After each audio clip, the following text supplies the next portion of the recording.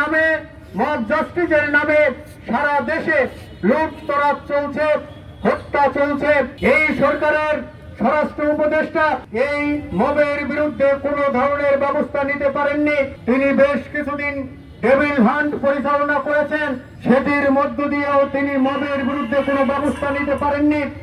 বরং আমরা লক্ষ্য করেছি ফ্যাসিস্ট আওয়ামী লীগের সময়ে যে সকল দুষ্কৃতিকারী ব্যবসায়ীরা, মতলববাজরা ধর্ষণ, হত্যা, নির্যাতন, নিপীড়ন, লুটতরাজ, দখলদারিত্বের সাথে জড়িত ছিল, তাদেরও কোনো বিচার হচ্ছে না, তাদেরকে গ্রেপ্তার করা হচ্ছে না। যারা 24 সালের নির্বাচনে অংশগ্রহণ করেছিল সেই সকল ব্যবসায়ীকেও দেখছে ঘুরে বেড়াচ্ছে। যারা জুলাই অভ্যুত্থানের বিরুদ্ধে ব্যবসায়ীদের সংগঠিত করেছিল সেই সকল ব্যবসায়ীদেরকেও আমরা দেখছি এই সরকারের আশেপাশে রয়েছে, এনসিপির আশেপাশে রয়েছে।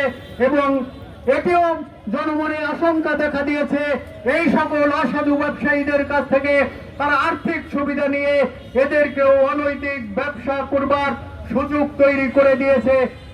এবং বিপরীতে সারা দেশে সাধারণ মানুষের জানমালের নিরাপত্তা হুমকির মধ্যে পড়ে গিয়েছে। তাই আমরা সরকারকে স্পষ্ট করে বলতে চাই, 7 মাসে আপনারা যে আপনাদের অযোগ্যতার পরিচয় দিয়েছেন এটি আর আমরা দেখতে চাই না। আমরা চাই আপনার স্বরাষ্ট্র উপদেষ্টা সহ যে সকল অযোগ্য উপদেষ্টা রয়েছে তাদেরকে সরিয়ে দেন, প্রশাসনে যে সকল অযোগ্য কর্মকর্তা রয়েছে তাদেরকে সরিয়ে দিয়ে নৈরাজ্য বন্ধ করে একটি জাতীয় সংসদ নির্বাচনের মধ্য দিয়ে আপনি বিদায় নেন।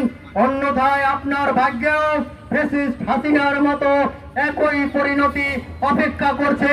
আমি আমার বক্তব্য আর দীর্ঘায়িত না করে সকলকে ধন্যবাদ জানিয়ে বাংলাদেশ ছাত্রলীগ বিসিএল এর পক্ষ থেকে আবারও সকলকে রক্তিম শুভেচ্ছা জানিয়ে আমি আমার বক্তব্য এখানে শেষ করছি।